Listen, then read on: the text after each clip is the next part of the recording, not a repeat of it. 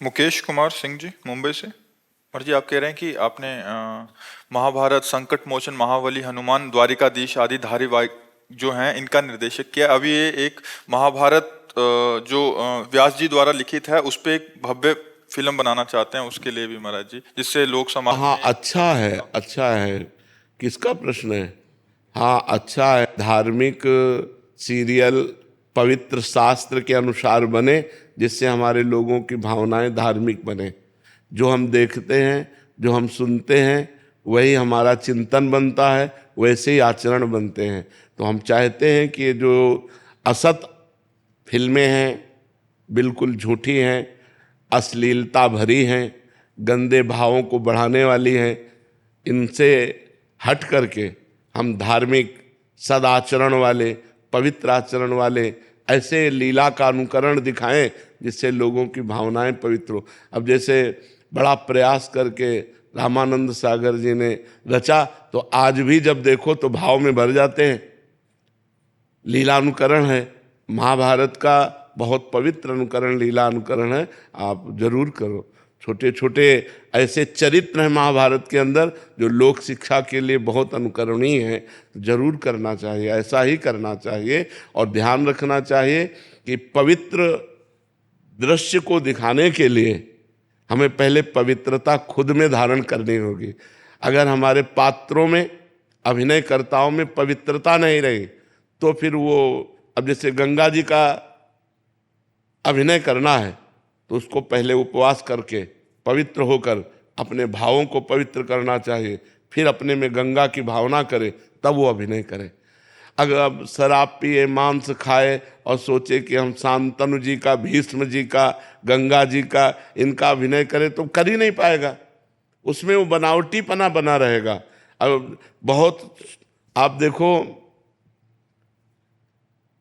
है सब रोलों में, लेकिन जब राम जी बने तो ऐसा लगता है मेरे राम जी ही हैं, क्योंकि उन लोगों को वर्षों से साधना कराई गई, खान पान, नियम, संयम सब, तो एक पवित्रता झलकती है, नहीं झलकती है? तो हमें लगता है कि अगर हम अपने धर्म ग्रंथों का अनुकरण करें, तो पहले अभिनय करने वालों में संयम, ब्रह्मचर्य, पवित्रता, नशाखोरी ना करना, गंदे आदतें ना करना, तो उनमें जब पवित्रता आएगी तब पवित्र अभिनय आकर्षणकारी बनेगा। और जिस समय रामानंद सागर की रामायण पहली बार चली थी, तो सुनसान हो जाता था, सब शांत, एकदम एरिया शांत। जो जहां आए, आसपास टीवी है, वो जरूर जा करके वहाँ हाथ जोड़कर देखना चाहता था कि मुझे एक बार देखने दीजिए। घरों में ताला लग जाता, लोग बैठकर शांति, मतलब एक बार तो धूम मच गई थी, नहीं मच गई थी?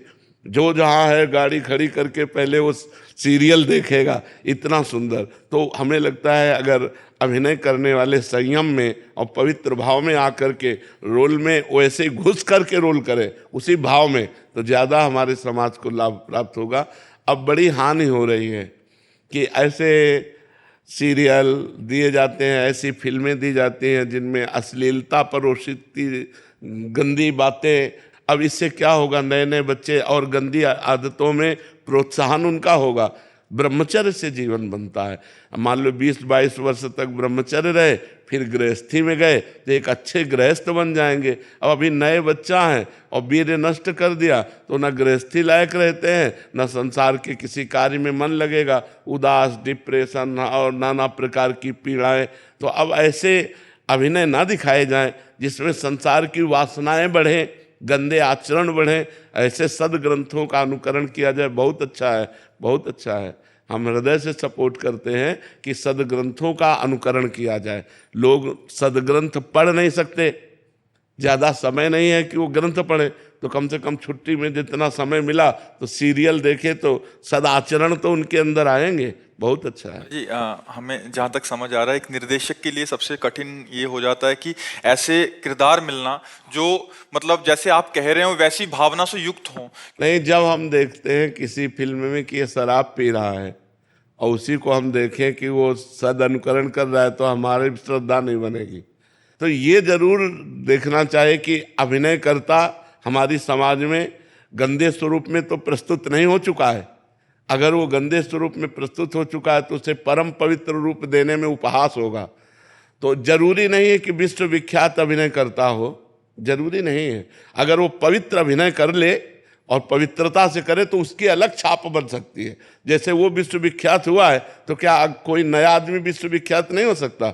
हो सकता है। वो प्रयास करे, वो भगवान की आराधना करे, वो जिसका रोल करने जा रहा है उसका चिंतन करे, वो पावर देगा, वैसे अभिनय होगा।